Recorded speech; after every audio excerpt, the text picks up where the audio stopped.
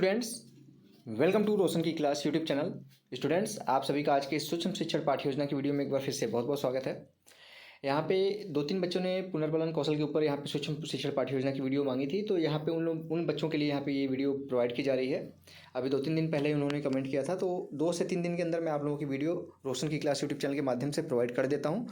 अगर आपको भी कोई वीडियो बनवानी है किसी भी सूक्ष्म शिक्षण पाठ्य योजना किसी भी कौशल के ऊपर, या फिर आपको पाठ्य योजना की वीडियो चाहिए, तो आप नीचे कमेंट बॉक्स है उसमें कमेंट कर सकते हैं। मैं 1 से 2 दिन के अंदर आप लोगों की वीडियो चैनल के माध्यम से आप तक पहुंचा दूंगा।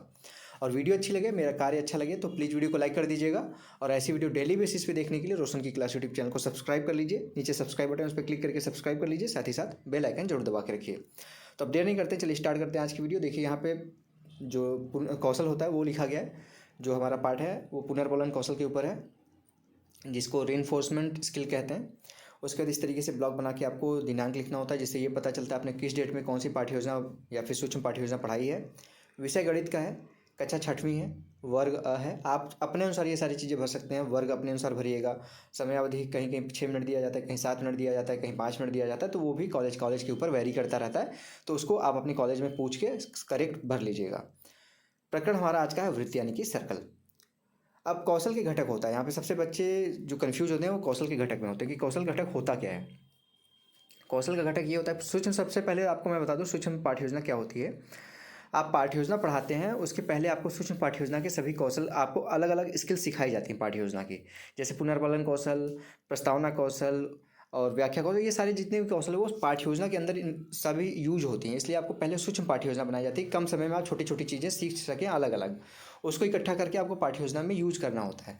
तो यहाँ पे जैसे आज का यहाँ पे पुनर्बलन कौशल है, तो पुनर्बलन कौशल आप पढ़ा रहे हैं, सीख रहे हैं, तो आपका कोई ना कोई उद्देश्य होगा कि ये पुनर्बलन कौशल सीख करने के बाद हम ये चीज़ें सीखेंगे।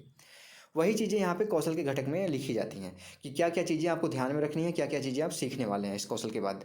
तो यहाँ पे देखिए लिखा गया है, यहाँ पे प्रशंसात्मक कथनों का प्रयोग किया गया। दूसरा है हाव भाव अन्य अशाब्दिक संकेतों का प्रयोग किया गया, यानी कि जैसे कुछ बोल के आप बच्चे आपके पूछे गए प्रश्नों का आंसर दे पा रहे हैं, तो कुछ बोल के आप उसका प्रशंसा कर रहे हैं, या फिर अपने हाव भाव के द्वारा उसका मतलब जो बिना बोले आप हाव भाव के द्वारा उसको संकेतों के प्रयोग के द्वारा उसको रिइंफोर्समेंट दे रहे हैं। तीसरा पॉइंट है छात्रों की भावनाओं को स्वीकार किया गया। चाहे बच्चे सही आंसर दें चाहे गलत आंसर दें, उनको आप स्वीकार करेंगे। गलत है तो गलत बोलेंगे, उसको बताएंगे, लेकिन ये नहीं है कि उसको डांट के बैठा दें, ऐसा नहीं होना चाहिए। उसकी जो भावना है, नहीं तो वो दोबारा कभी आंसर देगा ही नहीं। अगला है यहाँ पे नकारात्मक शाब्दिक संकेतों का प्रयोग किया गया, यानी कि जब कोई बच्चा आंसर दे रहा है गलत बोल रहा है तो उसको बोल दीजिए नहीं ये गलत है, इस तरीके से बोल सकते हैं आप, लेकिन उसको ऐसा मत बोलिए कि उसकी भावनाओं को ठेस पहुँचे। अगला पॉइंट देखेंगे यहाँ पे है छात्रों के सही उत्तरों को श्यामपट्ट पर लिखना। अगर बच्चा सही उत्तर दे रहा है तो उसको श्यामपट्ट पे लिखेंगे, तो सारे बच्चों को वो सही उत्तर पता चल जाएगा, और जो बच्चा आंसर दे रहा है उसको भी लगेगा कि हाँ मैंने जो बोला वो श्यामपट्ट पे लिखा गया। तो ये सारी चीज़ें यहाँ पे कौशल के घटक हैं यहाँ पे पुनर्बलन कौशल के। अब यहाँ पे 7वां पॉइंट है पुनर्बलन का समुचित प्रयोग, यानी कि सही तरीके से आप सभी जितने पुनर्बलन होते हैं, शाब्दिक अशाब्दिक सकारात्मक नकारात्मक, सभी पुनर्बलनों का प्रयोग कर रहे हैं आप। छात्रों के सुझावों का समर्थन, जो अगर कोई छात्र सुझाव दे रहा है कुछ आपसे रिलेटेड, प्रश्नों के आंसर से रिलेटेड, तो उसका भी यहाँ पे समर्थन करेंगे आप। अब यहाँ पे इस तरीके से कॉलम बनाना है। आपका कौशल के घटक तो हो गया, अब इस तरीके से कॉलम बना के क्रमांक लिखिए, छात्राध्यापक कथन, छात्र कथन और उस कौशल के घटक के कॉलम बना लीजिए।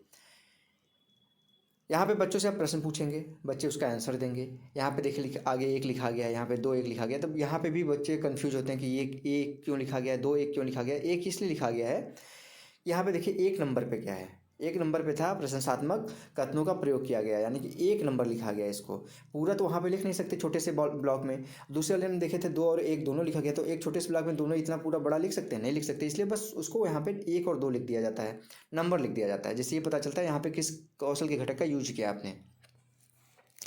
तो यहाँ पे देखिए पहला प्रश्न पूछा गया है, साइकिल या बस के पहिए का आकार कैसा होता है। बच्चे बोलेंगे गोलाकार।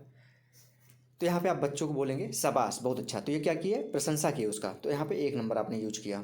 दूसरा यहाँ पे एक निश्चित बिंदु से निश्चित दूरी पर खींचे गए आकार को क्या कहते हैं। बच्चे बोलेंगे निश्चित बिंदु से खींचे गए आकार को वृत्त कहते हैं। तो यहाँ पे सिर हिलाते हुए ठीक आप कहेंगे हाँ, इस तरीके से बोलेंगे, नहीं सिर बस हिलाएंगे, सही का। तो यहाँ पे आपने क्या किया, प्रशंसा तो की ही उसकी, दूसरा अशाब्दिक प्रयोग किया आपने, बोला नहीं बस सिर हिला के हाव भाव से बोला, तो यहाँ पे 2 1 दोनों यूज किया आपने।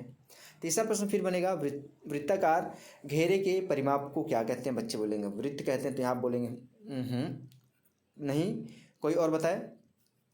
छात्र मौन हो जाएगा, नहीं बता पाएंगे तो स्वयं उसका उत्तर देंगे।